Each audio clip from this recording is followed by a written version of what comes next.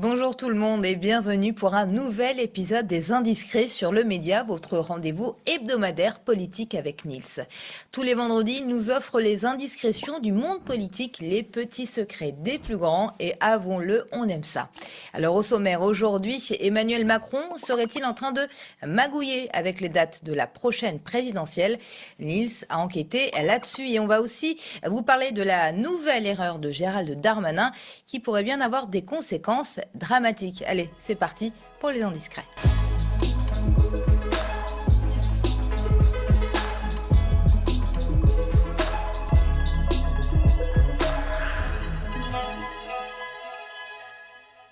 Bonjour Nils. Salut Amira, salut à toutes et à tous. J'espère que tu vas bien. Alors Emmanuel Macron a annoncé les dates de l'élection présidentielle et ça fait déjà polémique. Et oui, le président a tranché, les premiers et seconds tours de l'élection présidentielle auront lieu respectivement le 18 avril et le 2 mai 2027. Regardez. Le 1er mai, il y a aussi le risque de potentiel débordement. De telles images pourraient-elles avoir une influence en dernière minute sur le vote des Français?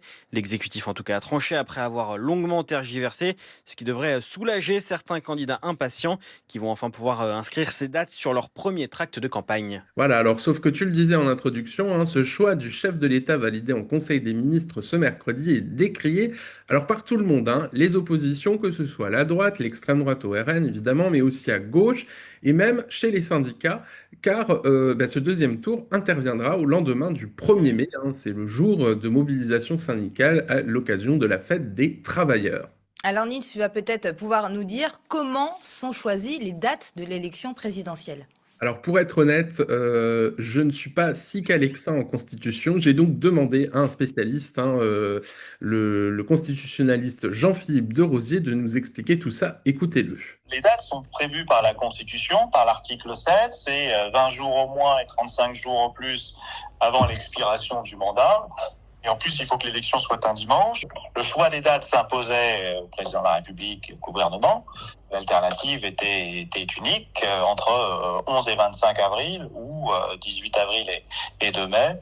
Et c'est la deuxième option, comme c'est assez traditionnellement le cas, à savoir un premier tour en avril et un deuxième tour au mois de mai. Voilà, donc en vérité, si j'ai bien compris, Emmanuel Macron avait deux fenêtres de tir, soit les 11 et 25 avril, soit les autres dates qu'il a choisies. Alors à l'Élysée, on assure que le chef de l'État a voulu tenir compte des vacances de printemps. Très gentil pour les Français, selon les zones A, B, C ou encore la Corse. Alors elle s'étale du 3 avril au 3 mai 2027 et le 2 mai, une seule zone sera concernée et encore ce sera la veille de la rentrée. Et donc l'Élysée explique que ça peut annoncer davantage d'électeurs aux urnes. C'est bien la première fois qu'on se préoccupe des Français, mais enfin voilà. Et il y en a un qui n'est pas du tout content de ces dates de l'élection présidentielle. Tu veux nous en parler, Nils? C'est Bruno Retailleau. Eh oui, Bruno Retailleau. Pour Bruno, c'est un complot. Écoutez, le candidat Les Républicains à la présidentielle, c'était sur Télé Bolloré cette semaine. Qu'on ne me fasse pas croire que dans les cortèges, dans les prises de position, il y aura aucun écho politique. Une fois de plus, ce gouvernement a obtempéré et le choix du gouvernement, ça a été le choix de la gauche parce que la gauche pense qu'un second tour après le 1er mai, eh bien, ça l'avantagera.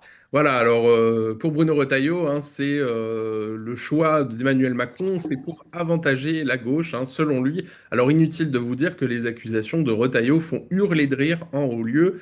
Voilà ce que me déclare notamment un familier de l'Élysée. Après 10 ans au pouvoir, Emmanuel Macron serait donc à l'action pour favoriser la gauche. Ce serait une première. En vérité, c'est que quelle que soit la date choisie, elle allait être critiquée. C'est le jeu de la politique, mais il faut vraiment arrêter de crier au complot. Voilà, et puis à la sortie du Conseil des ministres, ce mercredi, la porte-parole du gouvernement, Maud Bréjon, s'est agacée des procès en manipulation qui sont faits au président. Écoutez-la. Non, alors je veux bien qu'on polémique sur beaucoup de choses. Je vous propose qu'on ne polémique pas sur les dates des élections présidentielles. Là encore, c'est un choix qui a été fait d'abord au regard de ce qu'impose la Constitution. Les règles seront les mêmes qu'à l'habitude. Il y a une période de réserve, il y a des dates qui ont été fixées, eu égard aux différentes contraintes et aux différentes exigences qui s'imposent à nous. Les premières sont constitutionnelles et les secondes ont été partagées, encore une fois, avec l'ensemble des partis politiques. On aurait pu choisir d'autres dates qu'on nous aurait probablement reprochées au regard du calendrier des vacances scolaires. Donc j'entends que ça ne convienne jamais parfaitement aux uns et aux autres. Voilà, alors finalement, pour le constitutionnaliste Jean-Philippe de Rosier que j'ai consulté, le président a peut-être choisi la moins pire des solutions. Écoutez cet éminent spécialiste. Le mandat se termine le 14 mai. Il est assez rare que les 2 tours de l'élection présidentielle aient lieu au mois d'avril. C'est arrivé en 2022 parce que si on avait organisé ça au mois de mai, le second tour aurait eu lieu soit le 1er mai, soit le 8 mai. Donc là, ça aurait été le jour même de la fête des travailleurs ou de la victoire de 45. Et ça, effectivement, c'est un petit peu plus malvenu. Les 2 options pouvaient prêter à confusion, pouvaient prêter à débat politique. Là, il y a le débat politique sur le 1er mai. S'il avait choisi le 11 et le 25 avril, tout en disant qu'il veut rester jusqu'au 14 mai, on lui aurait reproché de vouloir rester au pouvoir alors que le prédécesseur a été élu et qu'il faut qu'il déguerpisse le plancher. Alors, le constitutionnaliste nous explique très bien que Emmanuel Macron a finalement choisi la moins pire des solutions. Alors pourquoi il y a autant de polémiques et autant de défiance par rapport à ce choix ? Peut-être qu'au fond, c'est moins le choix des dates qui a posé problème que la personne qui a choisi ces dates, c'est-à-dire Emmanuel Macron. Alors une première hypothèse, en 2022, le second tour de la présidentielle qui avait abouti à la réélection d'Emmanuel Macron s'était tenu le 24 avril. Le Conseil constitutionnel, par la voix de son président d'alors, c'était Laurent Fabius, avait proclamé les résultats le 27 avril et la cérémonie d'investiture avait été organisée à l'Élysée le 7 mai 2022. Donc on pourrait penser logiquement que son mandat à Emmanuel Macron s'arrête 5 ans plus tard, le 7 mai 2027. Eh bien non, car Emmanuel Macron a pris quelques libertés avec les usages. Écoutez l'annonce de Laurent Fabius il y a 4 ans. Le Conseil constitutionnel, en ce 27 avril 2022, proclame M. Emmanuel Macron élu président de la République. Son nouveau mandat débutera à compter du 14 mai 2022 à 0h. J'adresse au président Emmanuel Macron toutes nos félicitations pour son élection. Voilà, donc à l'époque, on en reprenait pour 5 ans. Alors personnellement, ça fait 10 ans, on ressenti 10 ans de Macron, mais bon, bref. Donc le nouveau mandat du chef de l'État a débuté le 14 et non pas le 7 mai. Et donc selon l'article 6 de la Constitution, le mandat du président de la République dure 5 ans, jour pour jour. Alors certes, Macron réélu, il avait pu prendre quelques libertés, ça n'avait pas d'incidence sur la date réelle de sa fin de mandat, mais effectivement, ça avait fait mauvais genre. Alors ça, c'était la première hypothèse. Niels, qu'en est-il de la deuxième hypothèse ? Eh bien, la lecture très subjective de la Constitution par Emmanuel Macron, on l'a déjà dit ici et répété dans cette émission à moult reprises que Emmanuel Macron a une vision très extensive de la loi constitutionnelle. On l'a vu à plusieurs reprises, par exemple, sur le pouvoir de nomination. Macron est fréquemment sorti des clous, parfois souvent en procrastinant. Par exemple, pour le château de Versailles, Catherine Pégard, l'ancienne maîtresse des clés du palais, est restée en poste bien au-delà de la limite d'âge autorisée par le fait du prince, enfin plutôt du couple Macron. Et puis Niels, on l'a aussi vu en 2024 qu'Emmanuel Macron n'en faisait qu'à sa tête. On l'a vu après la dissolution. Eh oui, quand le chef de l'État a refusé de nommer la candidate du NFP, Lucie Castet, à Matignon, au nom, je cite, de la stabilité constitutionnelle, alors que c'est bien le cartel des gauches qui était arrivé premier à l'Assemblée. Alors là encore, la tradition républicaine non écrite voulait que le président de la République nomme Premier ministre la personne désignée par la coalition où le parti arrivait en tête, ce qu'il n'a pas fait. Alors certes, ça pouvait faire sourire de nommer Lucie Castet à Matignon, qui était quand même une personnalité de moindre importance politique, mais en réalité, elle était bien la candidate désignée. Écoutez Emmanuel Macron. La question n'est pas un non, la question c'est quelle majorité peut se dégager à l'Assemblée pour que un gouvernement de la France puisse passer des réformes, passer un budget et faire avancer le pays. Et donc j'ai choisi la stabilité. Le gouvernement en charge des affaires courantes, avec des ministres qui ont eu un engagement remarquable sur ce sujet, sous l'autorité du Premier ministre, eh bien, ils seront aux affaires courantes durant les Jeux. C'est jusqu'à la fin des Jeux, jusqu'au 8 septembre. Donc, dès que je le pourrai, en tout cas, il est clair que jusqu'à la mi-août, nous ne sommes pas en situation de pouvoir changer les choses, parce qu'on créerait un désordre. Voilà, alors à l'époque, Macron a invoqué la période des Jeux Olympiques pour faire comme si la dissolution n'avait pas eu lieu. Et de fait, les ministres démissionnaires ont fait plus qu'expédier les affaires courantes, puisque Macron a même signé des décrets d'application juste avant la démission du gouvernement d'Attal. D'ailleurs, on se souvient souvient que le journal officiel était plein comme un œuf, tellement voilà, le président et son jeune Premier ministre avaient effectivement signé des décrets jusqu'au dernier moment. Alors il y avait eu notamment un texte sur l'immigration, hein, forcément terrifiant, et puis un autre forcément injuste sur les industries soi-disant vertes. Alors on voit bien nos confrères de reporters expliquer que c'était surtout des décrets anti-écologiques. Alors certes, c'était légal, mais quand même, c'était très Très limite limite. politiquement. Bah oui, Attal n'avait plus aucune légitimité, hein, et Emmanuel Macron a toujours fait ça, c'est-à-dire il a sans cesse joué avec les limites de la Constitution, avec celles de la légalité juridique. Oui, tu le disais, Nils, il aime bien jouer avec la Constitution, le président Emmanuel Macron. D'ailleurs, il l'a fait également quand il a interdit des manifestations ou encore plus récemment le concert de LFI. Oui, voilà, c'était lors de la fête de la musique, hein. La justice administrative a d'ailleurs fait du petit bois avec l'arrêté délirant pris par le préfet de police Patrick Faure, hein, qui est d'ailleurs l'ancien DIRCAP d'Emmanuel Macron à Hein, l'Élysée. quelle coïncidence. Ah oui, le monde est petit, hein, voilà. Donc effectivement, le préfet s'était trompé dans la liste d'invités, hein, voilà. Donc effectivement, le juge administratif avait considéré que cet arrêté était totalement illégal, et donc effectivement, le concert a bien pu avoir lieu, voilà. Donc petit à petit, finalement, Emmanuel Macron a dicté au pays et aux forces politiques son agenda et sa politique. Regardez d'ailleurs son agenda qui est prévu pour les prochains mois. Alors là, il y a eu l'entrée de Marc Bloch au Panthéon, il y a eu aussi le G7 à Évian. On a vu qu'Emmanuel Macron était très content, hein. Vont suivre une visite au Moyen-Orient, le sommet de l'OTAN en Turquie, les célébrations du 14 juillet, voilà, avec nos militaires, hein, autour de la coalition des volontaires pour l'Ukraine, et puis évidemment le suivi de l'étape du Tour de France, hein, par tradition. Voilà, donc jusqu'au dernier moment, je vous préviens, on va bouffer du Macron. Voilà notamment ce que m'explique un conseiller de l'exécutif. Emmanuel Macron veut présider jusqu'au bout. Ce n'est plus un gouvernement, c'est un comité des fêtes. On passe notre temps à caler des événements dans l'agenda. C'est dément. Nils, je pense qu'on va essayer de rassurer nos auditeurs. Emmanuel Macron va revenir en 2032 ou qu'est-ce qui se passe? Bah, en tout cas, je ne sais pas si on peut rassurer nos abonnés parce qu'en réalité, la rumeur, elle plane et elle est quand même tenace, hein. Je crois d'ailleurs que l'un de nos invités en a parlé, c'est Marc Annenveld dans une autre émission. Mhm. Mais en gros, Emmanuel Macron se verrait bien effectivement revenir en 2032 après avoir laissé le pays très affaibli, hein. C'est un peu moi ou le chaos, ce président. Alors c'est un rêve pour lui, c'est un cauchemar pour une majorité de Français, à en lire les sondages, pas seulement d'ailleurs les abonnés aux médias. Et voilà peut-être pourquoi l'annonce de ces dates pour la présidentielle est aussi mal perçue par les forces politiques, de gauche comme de droite d'ailleurs. Cela en dit long sur le climat de défiance politique et sociale installé par ce président. Merci Nils d'avoir enquêté sur ce sujet et on va passer à notre deuxième sujet justement. On va continuer à parler de défiance avec un ministre justement d'Emmanuel Macron, Gérald Darmanin, qui n'en est pas à sa première affaire. Alors explique-nous, qu'est-ce qui s'est passé récemment? Alors, de mémoire de magistrat, hein, Darmanin a commis un impair assez incroyable.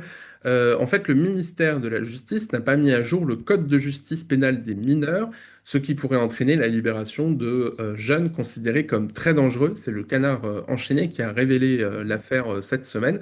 Et tout est parti d'un mail interne en fait de l'USM, l'Union syndicale des magistrats, le syndicat majoritaire de la profession.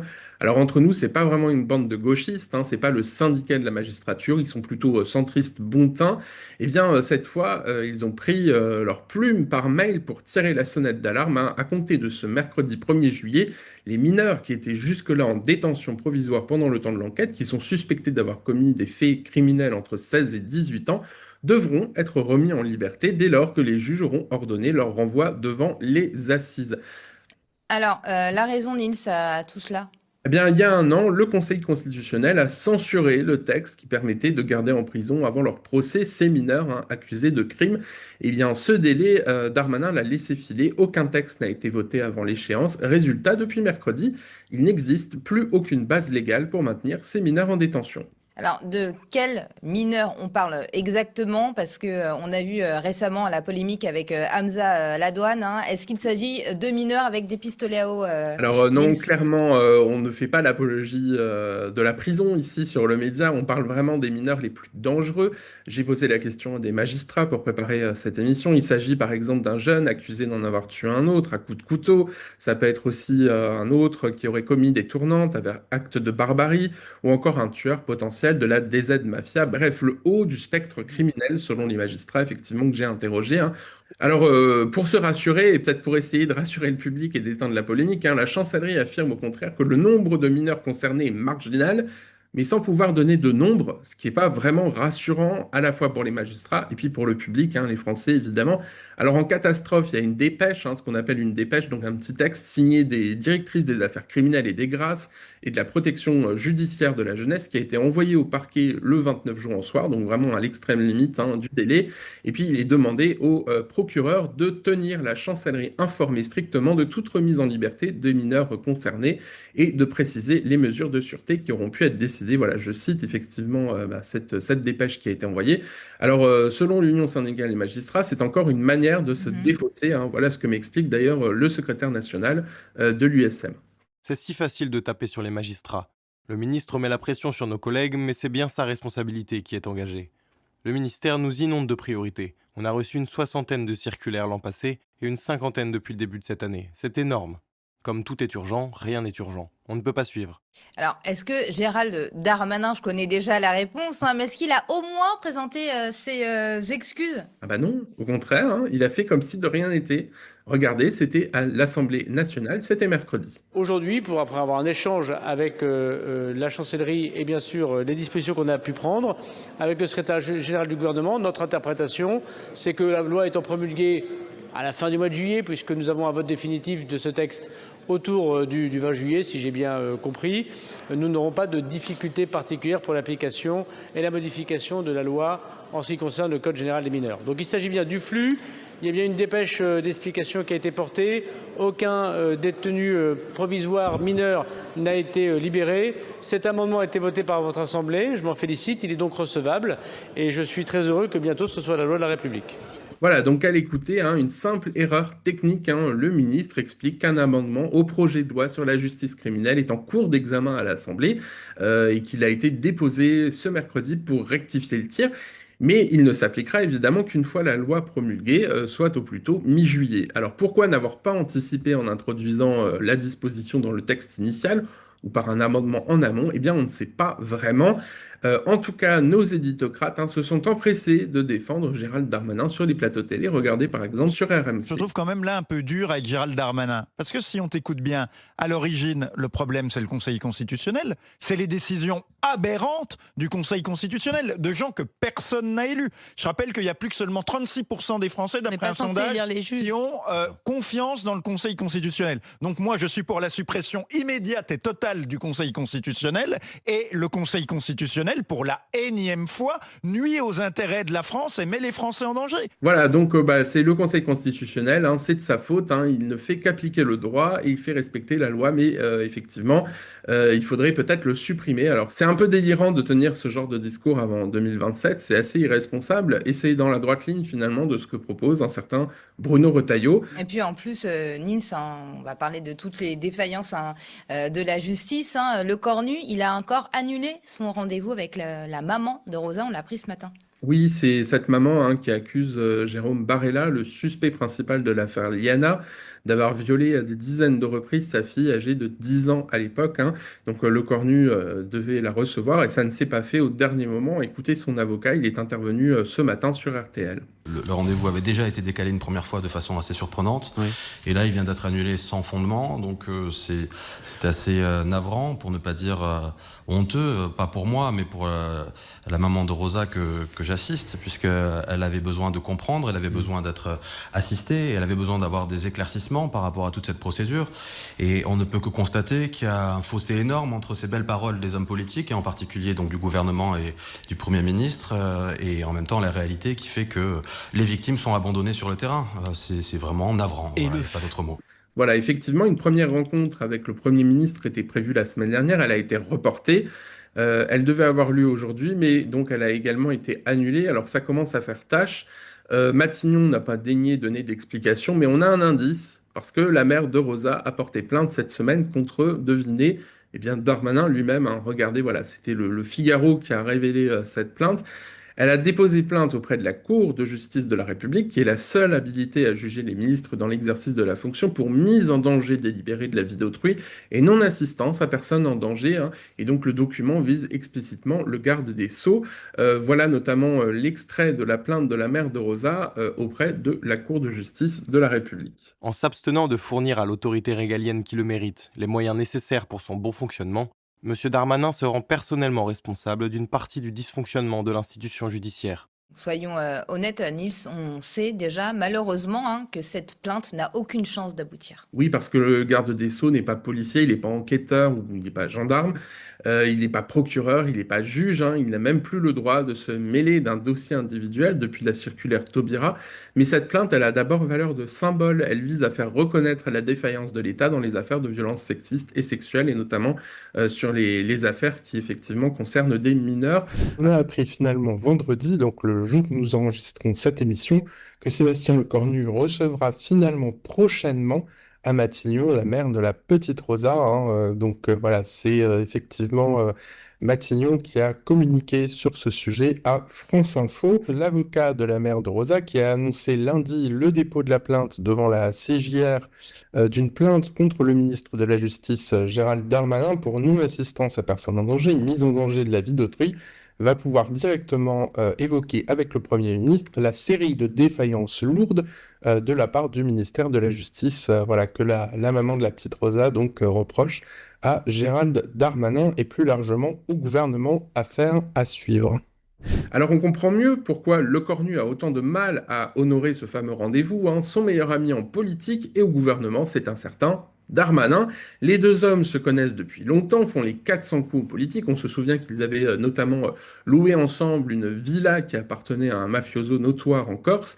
Voilà, et ils gouvernent aujourd'hui finalement le pays, hein. Pour Darmanin, le parallèle avec l'affaire Liana est flagrant. Le ministre s'est défaussé sur la procureure d'Auch dans cette histoire alors qu'elle est débordée. Il a insisté sur les responsabilités individuelles des magistrats.